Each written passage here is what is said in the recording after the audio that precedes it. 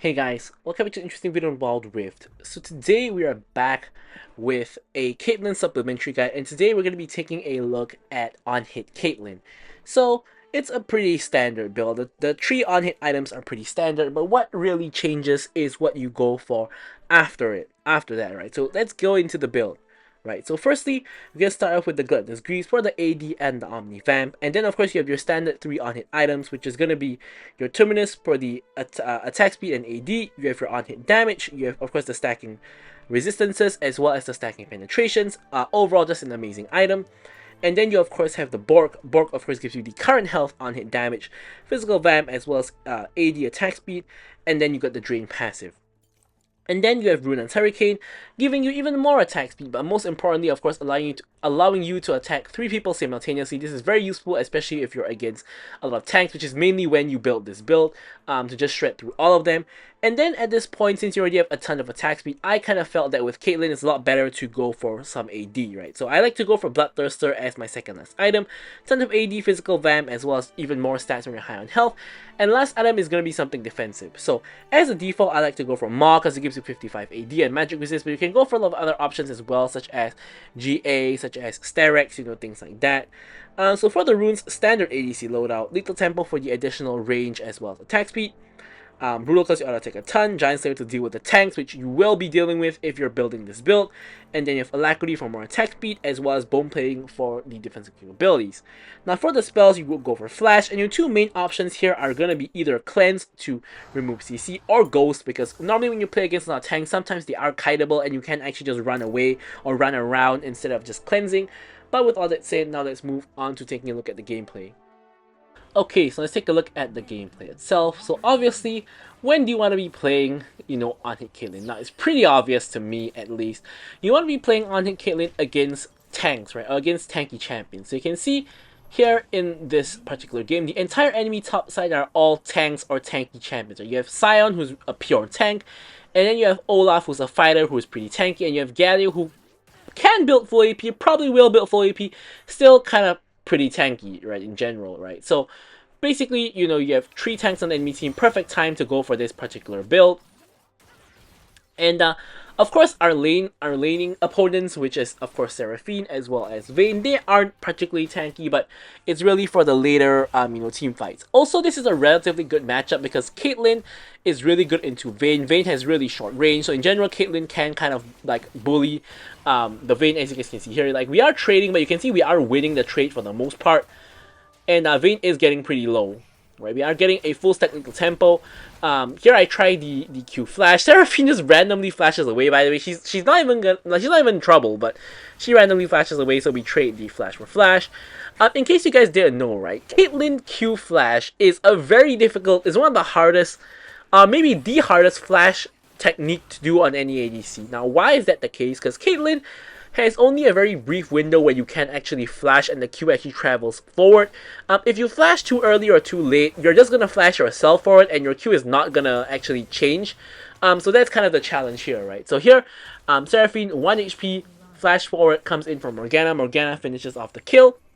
Vayne now stuck at 1 HP as well, so Vayne is going to have to recall and lose a couple of minions, right? So overall, a pretty good start to the lane, but I have to say that this start is relatively expected. Now, if you're playing Morgana Caitlyn against the Vayne Seraphine and you're getting shoved in by Vayne or you're dying to Vayne, something is not right. Like, assuming that there's no gank coming in, right? Because essentially in this lane, you should always be winning against the Vayne. So the main problem you have to kind of deal with is the Seraphine, right? So long as you never get like rooted near the wall or anything like that, you will never really be in trouble, right? Even if Seraphine uses the whole combo on you, you should still be relatively fine.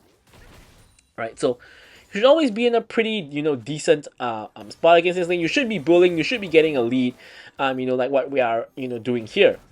Right, so here you can see we're kind of semi-zoning them off the minions, and we're basically making it difficult for them to farm, making it difficult for them to really do anything, making sure we always get those autos in between farming, and, basically make them uncomfortable, right? So here you can see Morgana is plopping down her pile. So you can see we've basically chunked the Vayne to like pretty low HP under tower already. We are taking back a little bit of poke.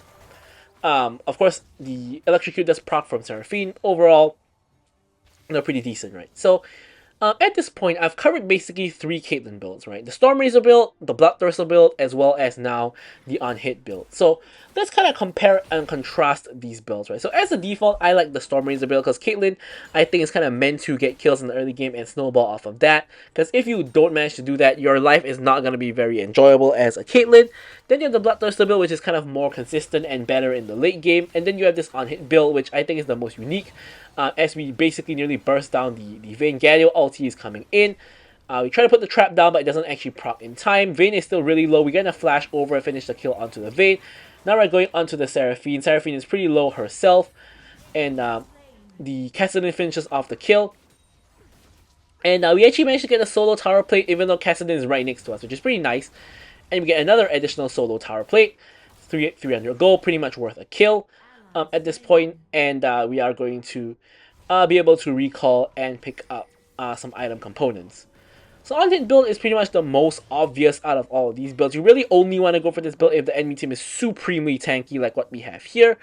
Of course, you could technically go for this build whenever you want to, but it really isn't worth it because the other builds are just going to be more goal efficient if you're against a squishy team and you're not against a full tanky team.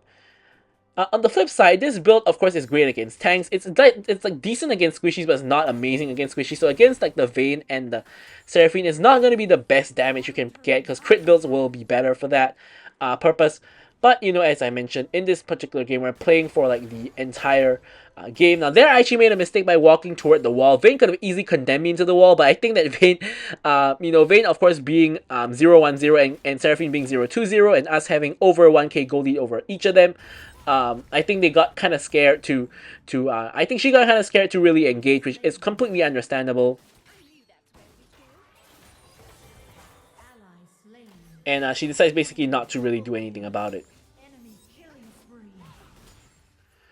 In the meanwhile, my entire top side dies to the enemy top side, by the way. So you can see Mordekaiser, Echo, and Kassadin all die to the 3 of them who apparently a huge fight broke out in the bot lane. And my team came out on the wrong side of it. So the enemy team is, definitely doing well in some of the other lanes. I can see Sion has a 2k gold lead against the Mordekaiser. Olaf and Echo are kind of even. And Galio is slightly ahead of the Kassadin. Here you can see the Seraphine kind of getting caught out a little bit. We do, of course, have a decent lead in our lead. So as long as we snowball our lead and such, we should be completely fine. So here we abandon the tower because there's obviously going to be something happening right here at Dragon, right? So here, Galio comes in. I don't hit my Pilt over Peacemaker, but here Olaf getting a little bit trapped. Galio is coming in now, but he's basically jumping in 1v4 at the moment. He's tanking quite a bit of damage. Mordekaiser is, I believe, in his ulti with somebody. Here I'm just blasting the Galio, which is basically the closest target. Morgana is going in for the stun. Galio just simply dies to Morgana. And Vayne and Olaf are now getting run down. Olaf ends up dying eventually. I do pick up the kill here. Vayne is pretty much 1 HP at this point. My team is kind of chasing for the kill at this point. Seraphine also getting chased away from the tower at this point. We get a deep ward into the enemy jungler. And there, by the way, in case you guys were wondering what is that troll blast plant from me, I manually targeted the dragon and I was trying to hit the dragon over the wall, but because the dragon died, when I pressed the auto attack button, it forced me to attack the blast plant, and that caused me to blast my team into 3 directions, which looks very troll, but it was not intentional. I wasn't trying to blast plant my team in random directions, right? No reason for me to do that.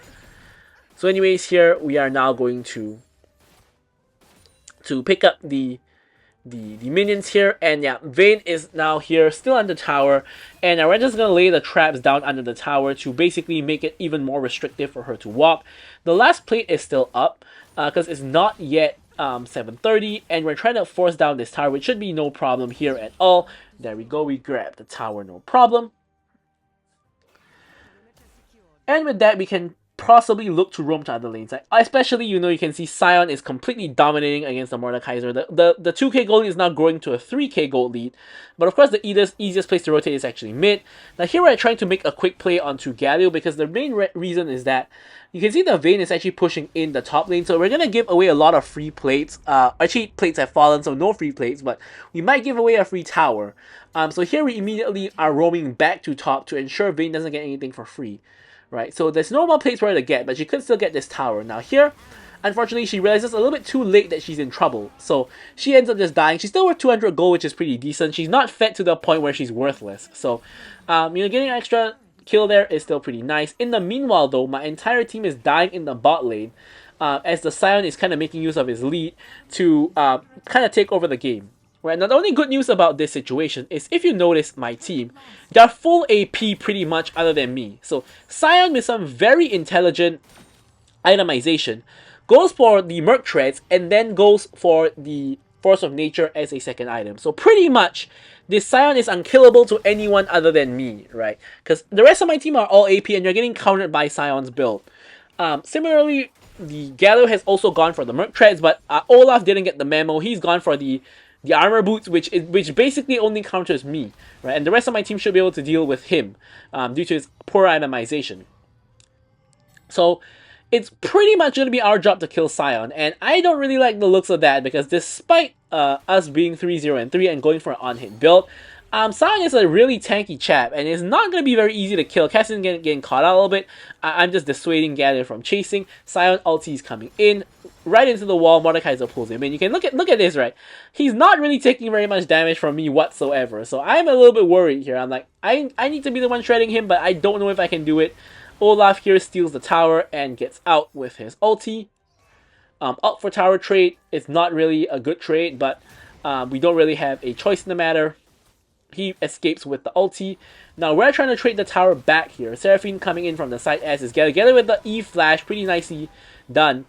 Stasis comes in from the Morgana. Morgana flashes out. Actually, basically escapes here, and Galio is in the Mordekaiser ult. So obviously he just walks straight past me, but obviously he's in the Mordekaiser ult, which is why I'm not hitting him. Here he's really low. Cassidy comes in from behind, finishes the kill.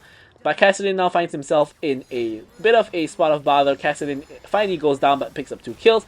Now see, look here. I'm free hitting onto the Scion for quite some time. I am doing damage to him, but it's going to take like 15 seconds of me attacking him to kill him. He's not going to die that easily. So, yeah. So that's not that great. So in the meanwhile, a huge bot wave is kind of stacking up. And I really just want to back and pick up that bot wave. Thankfully, Vayne doesn't stop my recall. If she did, she would find herself in trouble because my whole team is just going to murder her. So the whole wave is now stuck under the tower. I'm just going to quickly just last hit all these minions. If possible, I miss one last hit there. And yeah, got the rest. All good. Just accruing all of the gold. Looking at the gold situation right now, I'm at about 8.5k gold, right? Which is a lot if you look at only my team. But if you look at the enemy team, Galio and Olaf basically are at about the same amount. Scion is at 9.5k gold. So we're not like really far ahead or anything like that, right? The goal on both teams, you can see overall is 37k for both teams. So we're really even overall, right? But each team has leads at different areas, right? I have the lead on my team. And enemy team is mainly on Scion, with secondary leads being on Galio as well as Olaf. Whereas on my team, it's mainly on me, and then probably like it goes to Echo and Cassidy. So, both teams are, in a spot where they can win the game, and they do have strong characters on each side. Now here I'm just trying to attack from max range. You can see I end up murdering the Galio in the long run. Pretty nice. And Dragon's already been taken by the enemy team. So yeah, with the Bork, very, very helpful item to deal with the tank. Scion is stepping up here. Pops the shield. I'm just looking to clear the wave. No real point to attack Scion or to just chase after him because he's way too tanky. Like for us to be able to kill Scion, the most likely scenario to happen is that we get into a team fight and my team is kind of like distracting him or something like that, or like he's hitting other people and I'm just free firing in the back line for a long while. That's the most likely occurrence for me to actually kill Scion.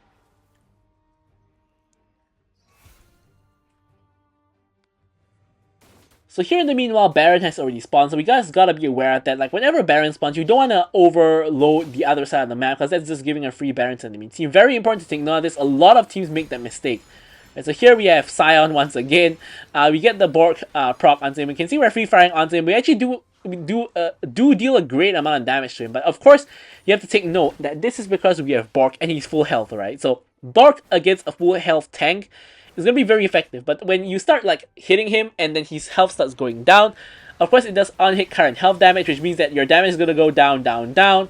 And here once again we are just hitting in the back line, just putting down some traps at the same time to kind of dissuade the enemy advance. Someone walks into the traps, Vayne gets hit shot from me, Olaf gets hit shot from me. You can see I'm just hitting the closest target. I'm not really trying to hit any valuable target. I'm hitting whoever is the closest to me. I don't really want to be too aggressive here, but I spot an opportunity. I flash forward, kill the Vayne, kill the Galio. Olaf barely escapes. I could have possibly ulted him, but I didn't want Galio to burst me down while I'm ulting, so I decide to go for the 2 easier kills without having to use my ulti.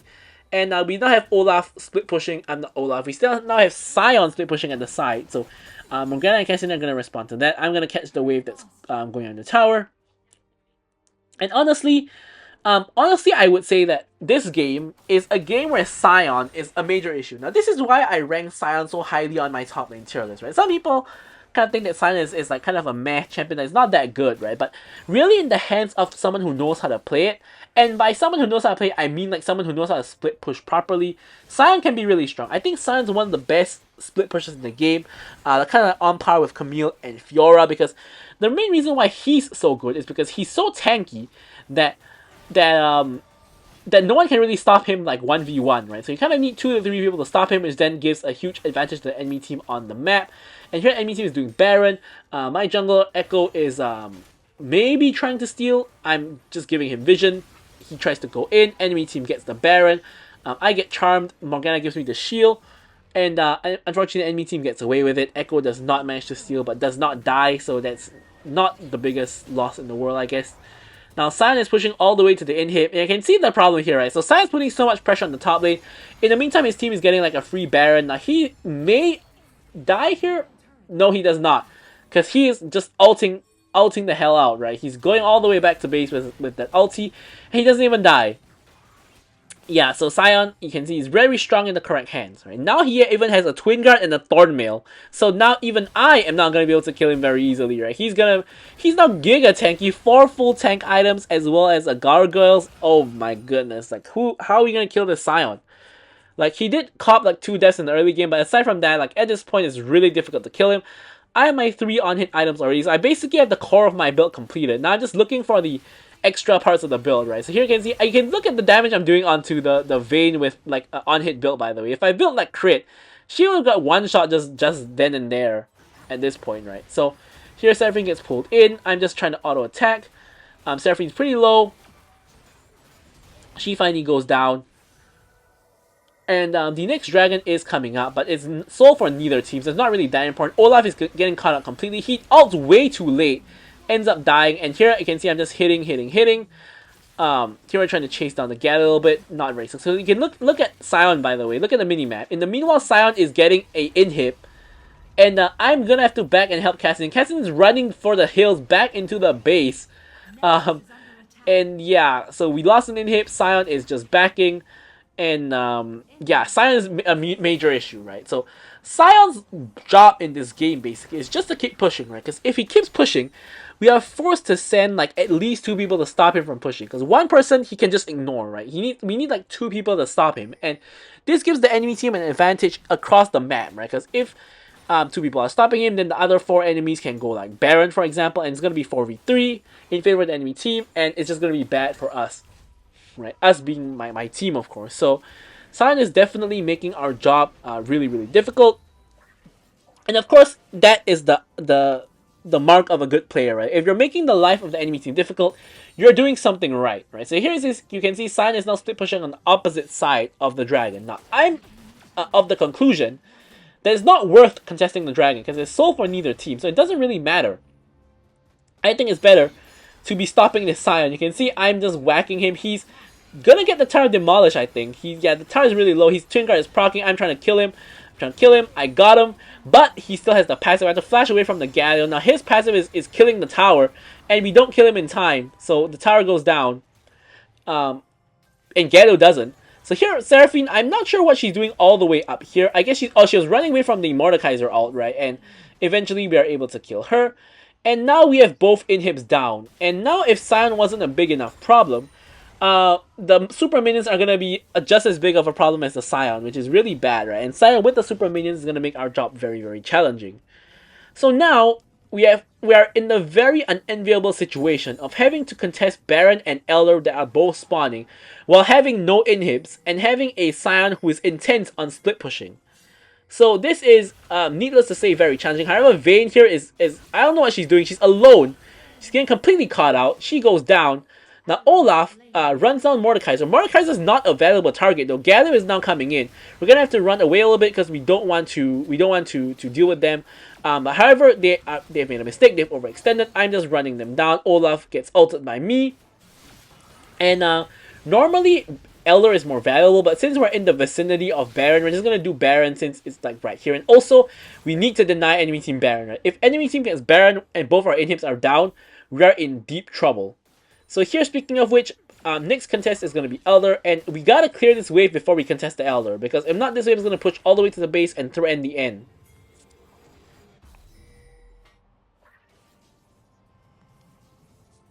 So now we're running back out on the map.